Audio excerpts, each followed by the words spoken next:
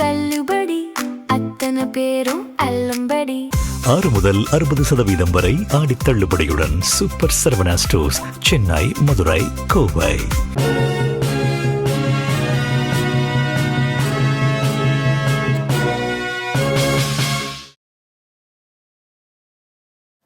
வணக்கம்.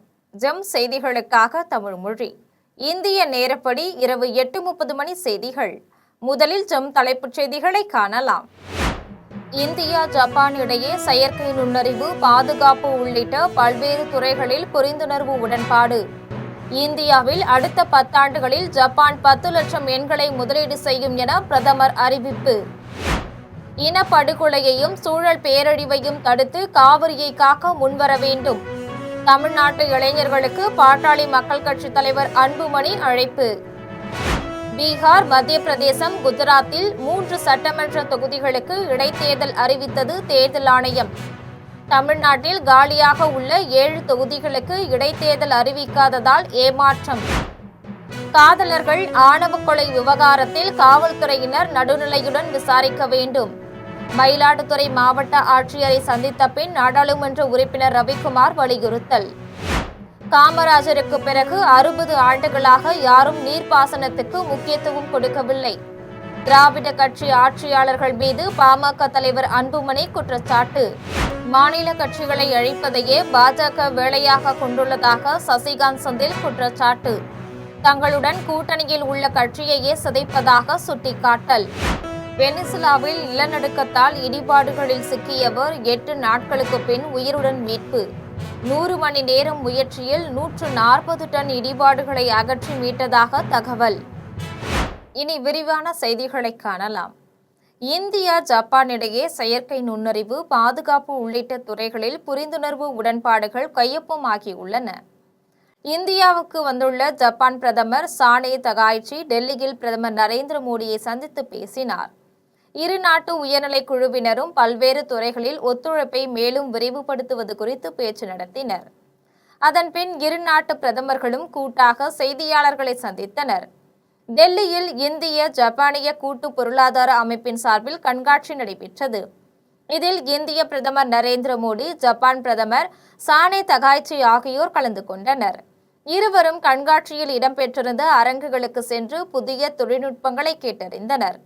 அரங்கில் இருந்த தொழில்நுட்ப வல்லுநர்கள் அவர்களுக்கு புதிய தொழில்நுட்பங்களை பற்றி எடுத்துரைத்தனர். அதன்பின் பொருளாதார கூட்டமைப்பின் மாநாட்டில் பிரதமர் நரேந்திர மோடி உரையாற்றினார். அப்போது செமி கண்டக்டர்கள், மருந்துகள், அரிய கனிமங்கள் ஆகிய துறைகளில் ஜப்பானிய தொழில்நுட்பமும் அதற்கான இந்திய சந்தையும் தடையற்ற வணிக சங்கிலியை கொண்டுள்ளதாக தெரிவித்தார்.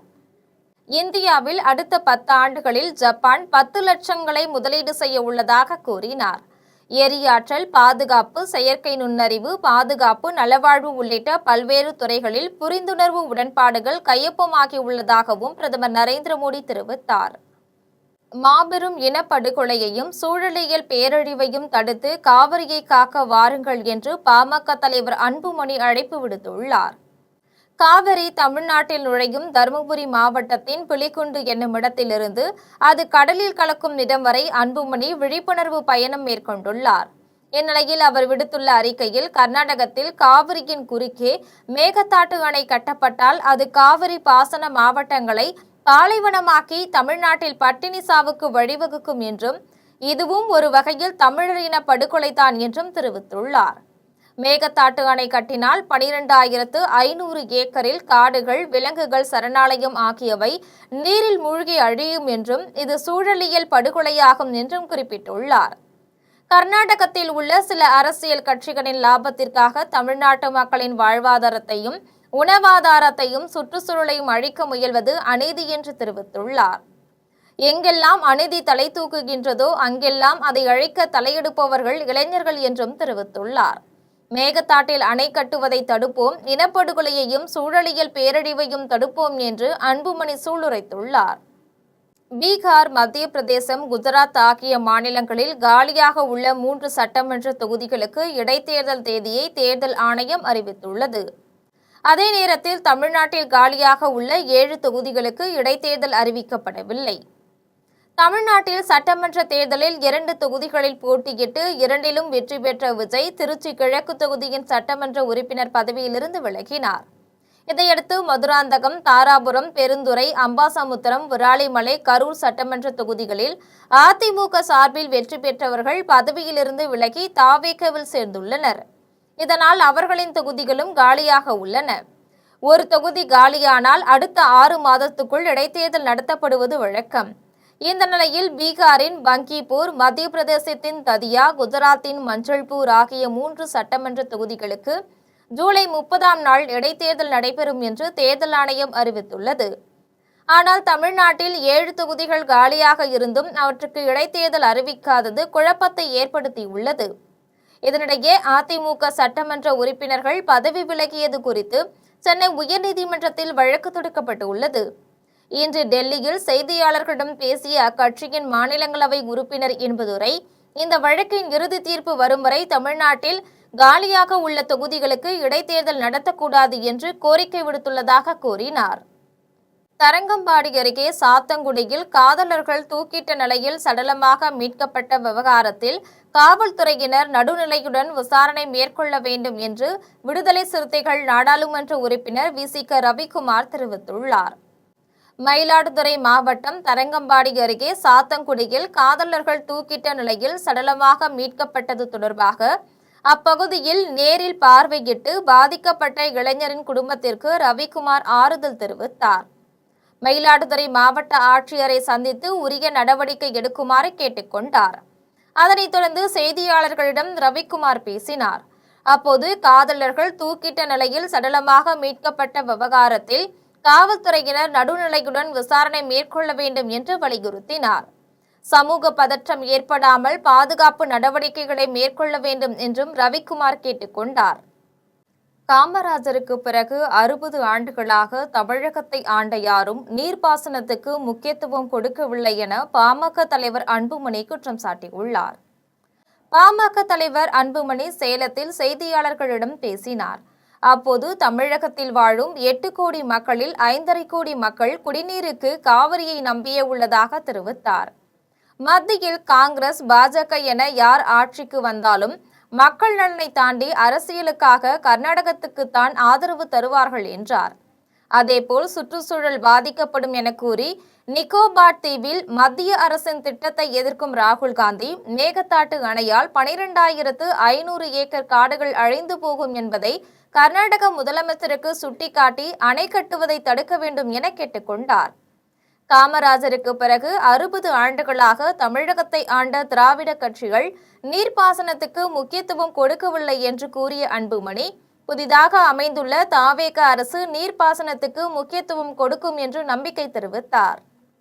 ஒவ்வொரு மாநிலத்திலும் 2வதாக உள்ள கட்சியை அழிப்பதை தொடர் செயல்முறையாக பாஜக கொண்டுள்ளதாக திருவள்ளூர் நாடாளுமன்ற உறுப்பினர் சசிகாந்த் செந்தில் தெரிவித்துள்ளார். தமிழக காங்கிரஸ் கமிட்டி தலைவராக மாணிக்கம் தாக்கூர் பொறுப்பேற்ற பின் அவர் தலைமையில் முதன்முறையாக மாவட்ட தலைவர்கள் கூட்டம் சென்னை ராயப்பேட்டையில் உள்ள சத்தியமூர்த்தி பவனில் நடைபெற்றது. இதில் சட்டமன்ற காங்கிரஸ் கட்சி தலைவரும் தமிழக சுற்றுலாத்துறை அமைச்சருமான ராஜேஷ்குமார் முன்னிலை வகித்தார். தமிழ்நாட்டில் காங்கிரசின் எதிர்கால வளர்ச்சிப் பணிகள், செயல் திட்டங்கள், உள்ளாட்சி தேர்தல் பணிகள் குறித்து இந்த கூட்டத்தில் விரிவாக விவாதிக்கப்பட்டது. இந்த கூட்டத்தில் கலந்து கொண்ட திருவள்ளூர் நாடாளுமன்ற உறுப்பினர் சசிகாந்த் செந்தில் செய்தியாளர்களிடம் பேசினார். அப்போது பல மாநில கட்சிகளை பாஜக அழைத்துக் கொண்டுள்ளதாக தெரிவித்தார். தமிழகத்தில் பாஜகவை அதிமுகவினர் ஏற்றுக்கொண்ட பிறகு தொண்டர்கள் 2ஆக பிரிந்துவிட்டனர் என்றும் அந்த மனக்கசப்பாலேயே தொடர்ந்து உடைந்து இந்த நிலைக்கு வந்துள்ளதாகவும் தெரிவித்தார். பாஜக எந்த கட்சியுடன் கூட்டணியில் சேர்க்கிறார்களோ அந்த கட்சியை சிதைக்கும் செயலை செய்கிறார்கள் என்றும் சசிகாந்த் செந்தில் குற்றம் சாட்டினார். நாங்கள் செய்வோம். அதை எங்கள் தலைவர் ராகுல் காந்தியும் அதில் அவர் வர்றது, அவர் இன்டர்ஃபியர் ஆகிறதுக்கெல்லாம் இப்போ டைம் இல்லை. நாங்கள் தான் இது சண்டை போட்டுட்ருக்கோம். தமிழ்நாடு காங்கிரஸ் இதில் ரொம்ப கிளியராக இருக்காங்க. எந்த காரணத்திற்காகவும் தமிழகத்துடைய ஒரு ஒரு ஒரு முன்னேற்ற பாதையாக இருக்கட்டும், ஒரு நல பாதையாக இருக்கட்டும், அதில் எந்த விதமான ஒரு சின்ன இது ஏற்பட்டால் கூட தமிழ்நாடு காங்கிரஸ் முன்னாடி நிற்கும். 10வது முறையாக தான் வெற்றி பெற்றாலும் திமுக ஆட்சியமைக்க முடியவில்லை என்ற ஆதங்கம் இருப்பதாக முன்னாள் அமைச்சர் KKSSR ராமச்சந்திரன் தெரிவித்துள்ளார். விருதுநகர் மாவட்டம் அருப்புக்கோட்டை சட்டமன்ற உறுப்பினர் வாக்காளர்களுக்கு நன்றி தெரிவிக்க தொகுதியில் சுற்றுப்பயணம் மேற்கொண்டார்.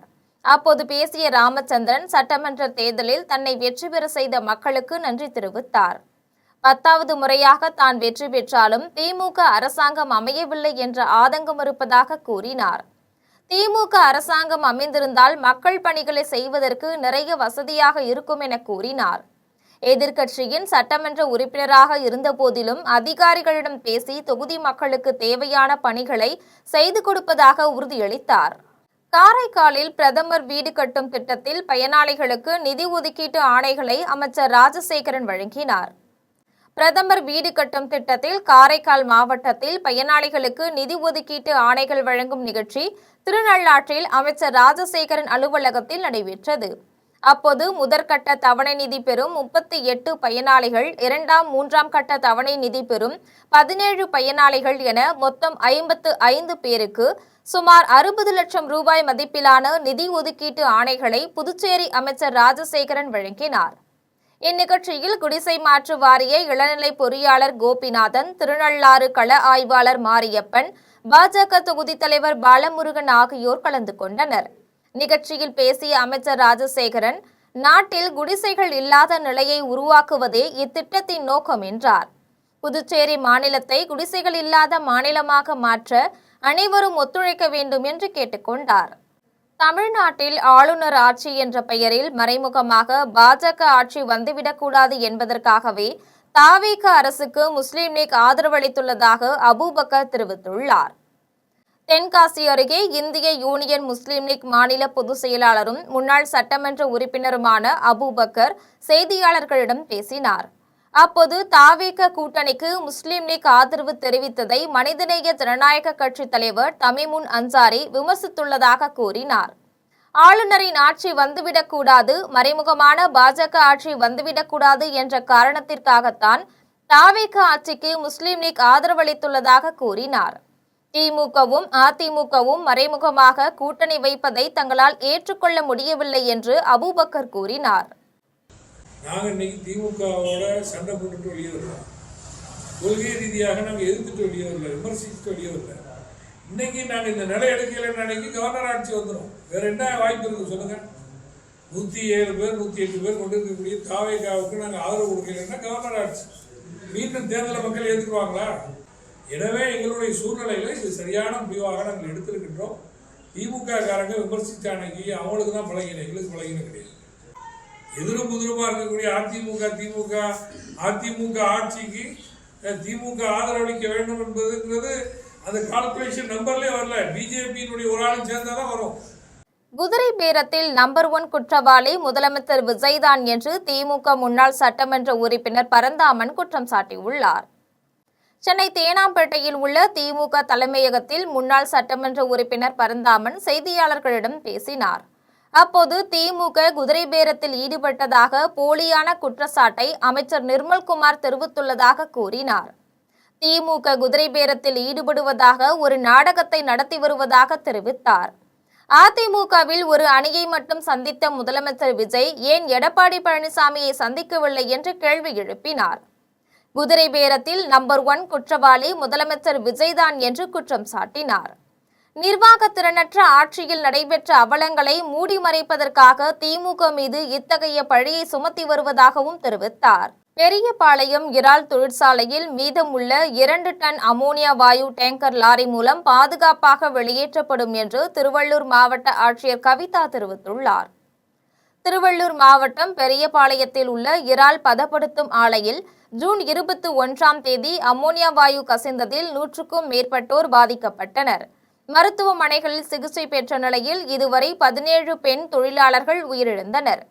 கடந்த 6 நாட்களாக இறால்களை அப்புறப்படுத்தும் பணிகள் நடந்து வந்த நிலையில் எல்லாப்புரம் ஊராட்சி ஒன்றிய அலுவலகத்தில் ஆட்சியர் கவிதா தலைமையில் ஆய்வுக் கூட்டம் நடைபெற்றது. இதில் வருவாய்த்துறை, காவல்துறை, ஊரக வளர்ச்சித்துறை, தொழில்துறை அதிகாரிகள் கலந்து கொண்டனர். அப்போது இறால் தொழிற்சாலையில் மீதமுள்ள அமோனியாவை பாதுகாப்பாக அப்புறப்படுத்துவது குறித்து ஆலோசிக்கப்பட்டது. பின்னர் செய்தியாளர்களிடம் பேசிய ஆட்சியர் கவிதா, இன்னும் 2 நாட்களில் டேங்கர் லாரிகள் மூலம் அமோனியா வாயு பாதுகாப்பாக வெளியேற்றப்படும் என்று தெரிவித்தார். மதம் மாறியவருக்கு பிற்படுத்தப்பட்ட முஸ்லிம் என்று ஜாதி சான்றிதழ் வழங்கியதை நீதிபதி சுவாமிநாதன் ரத்து செய்துள்ளதாக தமிழ்நாடு தவ்ஹீத் ஜமாத் மாநில செயலாளர் அன்சாரி தெரிவித்துள்ளார். சென்னையில் தமிழ்நாடு தவ்ஹீத் ஜமாத் மாநில செயலாளர் அன்சாரி செய்தியாளர்களிடம் பேசினார். அப்போது அமைதி பூங்காவான தமிழகத்தில் மதக்கலவரங்களை ஏற்படுத்த சதித்திட்டங்கள் தீட்டப்படுவதாக குற்றம் சாட்டினார். திருப்பரங்குன்றம் தீபம் ஏற்றுதல் விவகாரம் முதல் மதம் மாறியவருக்கான ஜாதி சான்றிதழ் வரை மத ரீதியான பல முக்கிய வழக்குகள் தொடர்ந்து நீதிபதி சுவாமிநாதனின் அமர்விற்கே வருகின்றன என்று தெரிவித்தார்.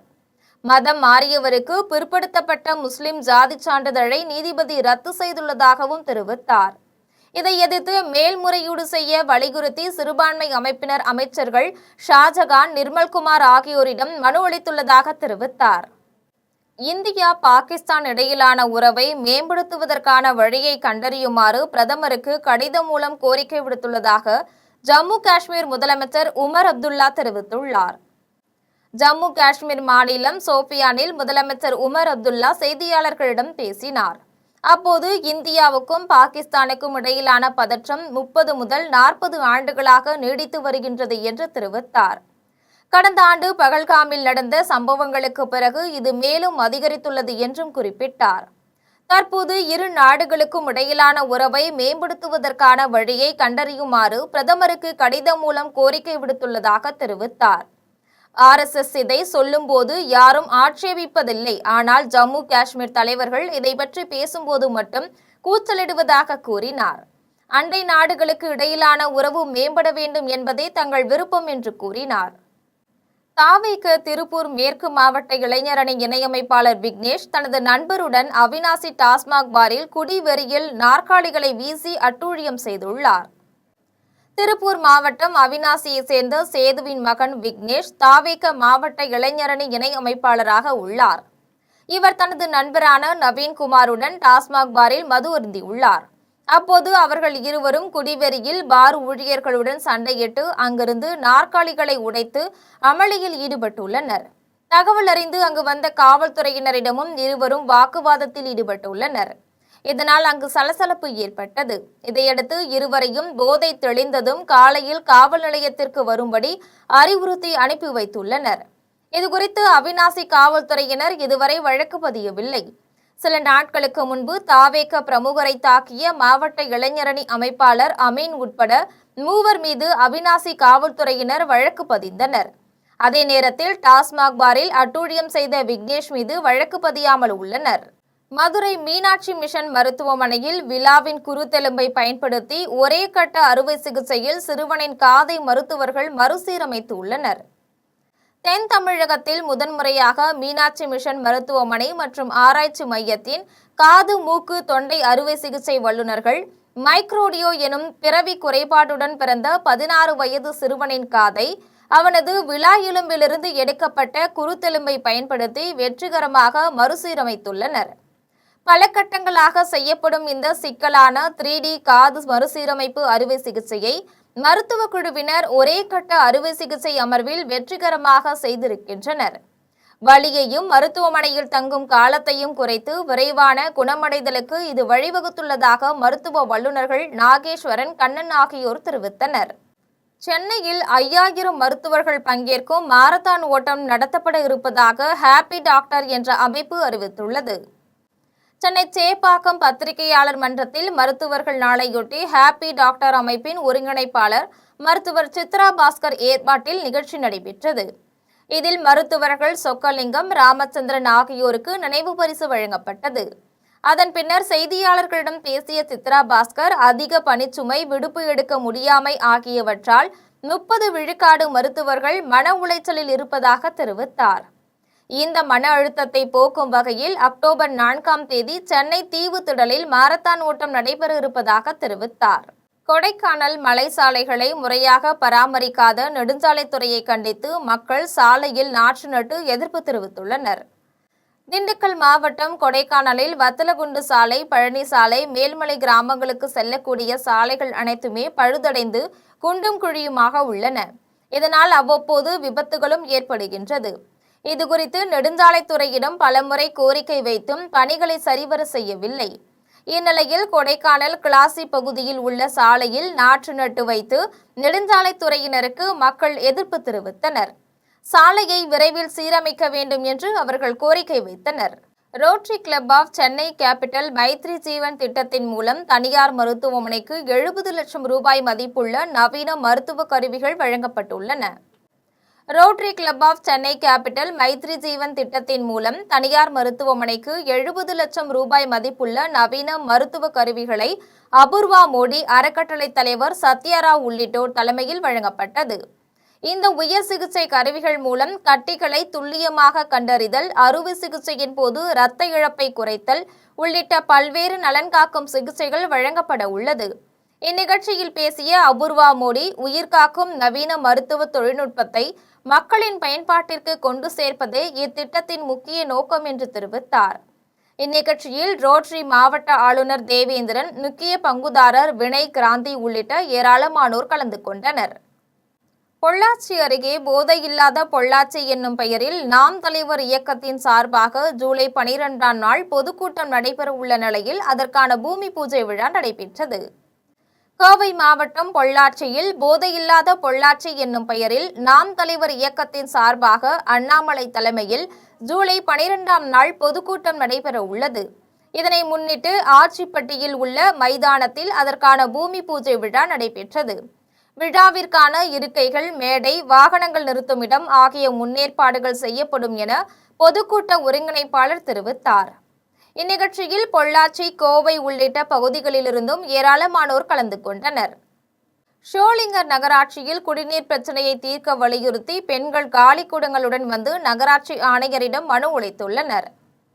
ராணிப்பேட்டை மாவட்டம் ஷோலிங்கர் நகராட்சி கொண்டப்பாளையம் 26வது வார்டு பகுதியில் கடந்த சில மாதங்களாக முறையான குடிநீர் கிடைக்காமல் பொதுமக்கள் மிகுந்த சிரமத்திற்கு உள்ளாகி வருகின்றனர். இதுகுறித்து நகராட்சி நிர்வாகத்திடம் தெரிவித்தும் முறையாக எந்தவித நடவடிக்கையும் எடுக்கவில்லை என பொதுமக்கள் குற்றம் சாட்டினர். இந்நிலையில் ஷோலிங்கர் நகராட்சியின் புதிய ஆணையராக பொறுப்பேற்ற வித்யா ஸ்ரீயிடம் 26வது வார்டு நகராட்சி உறுப்பினர் லோகேஸ்வரி தலைமையில் பெண்கள் காலி குடங்களுடன் சென்று மனு அளித்தனர். மனுவை பெற்றுக்கொண்ட நகராட்சி ஆணையர் இதுகுறித்து முறையான ஆய்வு செய்து உடனடியாக குடிநீர் வழங்க நடவடிக்கை எடுக்கப்படும் என்று உறுதியளித்தார். வேலூர் மாவட்ட ஆட்சியர் அலுவலகத்தில் சுதந்திர போராட்ட தியாகிகளின் வாரிசுகள் மற்றும் குடும்பங்களுக்கான குறைதீர்வு கூட்டம் நடைபெற்றது. வேலூர் மாவட்டம் ஆட்சியர் அலுவலகத்தில் சுதந்திர போராட்ட தியாகிகளின் வாரிசுகள் மற்றும் குடும்பங்களுக்கான குறைதீர் கூட்டம் ஆட்சியர் லீலா அலெக்ஸ் தலைமையில் நடைபெற்றது. இதில் அனைத்து சுதந்திர போராட்ட தியாகிகளின் குடும்பங்களுக்கும் வீட்டுமனை பட்டா வழங்க வேண்டும் என்றும், மருத்துவ வசதிகளை செய்து தர வேண்டும் என்றும், இலவச பயண அட்டைகள் வழங்க வேண்டும் என்றும் வலியுறுத்தினர். இந்நிகழ்வில் மாவட்ட வருவாய் அலுவலர் சிவசுப்பிரமணியன் மற்றும் தியாகிகளின் வாரிசுகள் கலந்து கொண்டனர். சென்னை மாதவரம் முதன்மை சாலையில் கடும் போக்குவரத்து நெரிசல் ஏற்பட்டதால் பொதுமக்கள் அவதியடைந்துள்ளனர். சென்னை மாதவரம் முதன்மை சாலையில் கடுமையான போக்குவரத்து நெரிசல் ஏற்பட்டதால் வாகன ஓட்டிகள் மற்றும் பொதுமக்கள் பல மணி நேரம் கடும் அவதிக்குள்ளாகியுள்ளனர். இதில் குறிப்பாக மாதவரம் பேருந்து நிலையத்திலிருந்து பேருந்துகள், லாரிகள் மற்றும் சரக்கு வாகனங்கள் ஒரே நேரத்தில் வெளியேறியதால் போக்குவரத்து நெரிசல் மேலும் அதிகரித்தது. இதனால் அலுவலகங்களுக்கு செல்லும் பணியாளர்கள், பள்ளி மற்றும் கல்லூரி மாணவர்கள், மருத்துவ அவசர தேவைக்காக பயணித்தவர்கள் உள்ளிட்ட பலரும் நீண்ட நேரம் சாலையிலேயே சிக்கி தவித்தனர். கூடுதல் போக்குவரத்து காவலர்களை உடனடியாக பணியில் நியமித்து போக்குவரத்தை சீரமைக்க நடவடிக்கை எடுக்க வேண்டும் என்று மக்கள் கோரிக்கை விடுத்துள்ளனர். ஆரணி அருகே முத்துமாரியம்மன் கோவிலில் கும்பாபிஷேக விழா மிக சிறப்பாக நடைபெற்றது. திருவண்ணாமலை மாவட்டம் ராமகிருஷ்ணபேட்டையில் உள்ள முத்துமாரியம்மன் கோவில் கும்பாபிஷேக விழாவை முன்னிட்டு விக்னேஸ்வர பூஜை, கணபதி ஹோமம், லட்சுமி ஹோமம், வாஸ்து சாந்தி உள்ளிட்ட சிறப்பு யாக பூஜைகள் நடைபெற்றது. தொடர்ந்து யாகசாலையில் வைத்து பூஜிக்கப்பட்ட கலச நீரை சிவாச்சாரியார்கள் கோவில் உச்சியில் உள்ள கலசத்தின் மீது ஊற்றி கும்பாபிஷேகம் நடத்தினர். இந்த விழாவில் சுற்றியுள்ள பகுதியிலிருந்து பெண்கள், பக்தர்கள் என ஏராளமானோர் கலந்து கொண்டு வழிபட்டனர். சேலம் மாவட்டம் ஆத்தூரில் உள்ள முனியப்பன் கோவில் கும்பாபிஷேக விழா மிக சிறப்பாக நடைபெற்றது. சேலம் மாவட்டம் ஆத்தூரில் உள்ள முனியப்ப சுவாமி கோவிலில் கும்பாபிஷேக விழாவை முன்னிட்டு கணபதி ஹோமம், நவக்கிரக ஹோமம், லட்சுமி ஹோமம், தன பூஜை உள்ளிட்ட சிறப்பு யாக பூஜைகள் நடைபெற்றது. பல்வேறு புண்ணிய ஆறுகளிலிருந்து கொண்டுவரப்பட்ட புனித நீரை சிவாச்சாரியார்கள் யாகசாலையில் வைத்து பூஜை செய்தனர். இதன் பின்னர் சிவாச்சாரியார்கள் புனித நீரை தலையில் சுமந்தவாறு கோவிலை சுற்றி வலம் வந்து கோபுர கலசத்தின் மீது புனித நீரை ஊற்றி கும்பாபிஷேகம் செய்தனர். இதில் ஆத்தூர் கோட்டை மற்றும் சுற்றுவட்டார பகுதியில் இருந்து ஏராளமான பக்தர்கள் கலந்து கொண்டு தரிசனம் செய்தனர். செங்கல்பட்டு அருகே 50 அடி உயரம் கொண்ட முனீஸ்வரர் கோவிலில் கும்பாபிஷேக விழா மிக சிறப்பாக நடைபெற்றது. செங்கல்பட்டு மாவட்டம் வில்லிவாக்கத்தில் உள்ள 50 அடி உயரம் கொண்ட முனீஸ்வரர் கோவில் கும்பாபிஷேக விழாவை முன்னிட்டு கணபதி பூஜை, பூஜை, லட்சுமி பூஜை உள்ளிட்ட சிறப்பு பூஜைகள் நடைபெற்றது. இதையடுத்து கோபுரத்திற்கும் மூலவருக்கும் புனித நீர் ஊற்றப்பட்டு மகா கும்பாபிஷேக விழா சிறப்பாக நடைபெற்றது. இந்நிகழ்ச்சியில் ஏராளமான பக்தர்கள் கலந்து கொண்டு சுவாமி தரிசனம் செய்தனர். மீண்டும் தலைப்புச் செய்திகள். இந்தியா, ஜப்பான் இடையே செயற்கை நுண்ணறிவு, பாதுகாப்பு உள்ளிட்ட பல்வேறு துறைகளில் புரிந்துணர்வு உடன்பாடு. இந்தியாவில் அடுத்த 10 ஆண்டுகளில் ஜப்பான் 10 லட்சம் எண்களை முதலீடு செய்யும் என பிரதமர் அறிவிப்பு. இனப்படுகொலையையும் சூழல் பேரழிவையும் தடுத்து காவிரியை காக்க முன்வர வேண்டும். தமிழ்நாட்டு இளைஞர்களுக்கு பாட்டாளி மக்கள் கட்சி தலைவர் அன்புமணி அழைப்பு.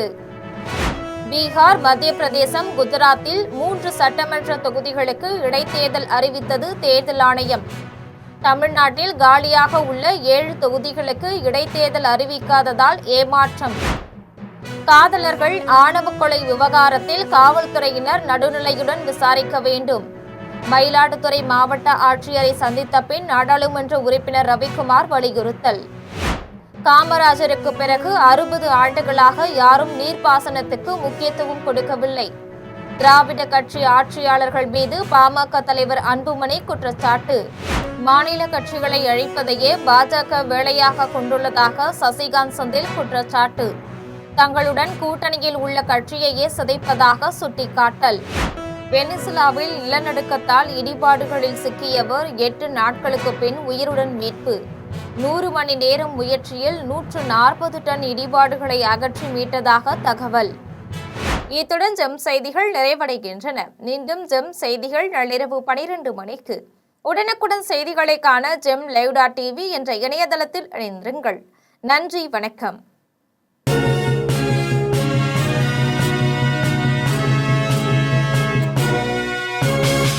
உடனுக்குடன் அப்டேட் தெரிந்து கொள்ள ஜெம் டிவி தமிழ் ஆப்பை இன்ஸ்டால் செய்யவும்.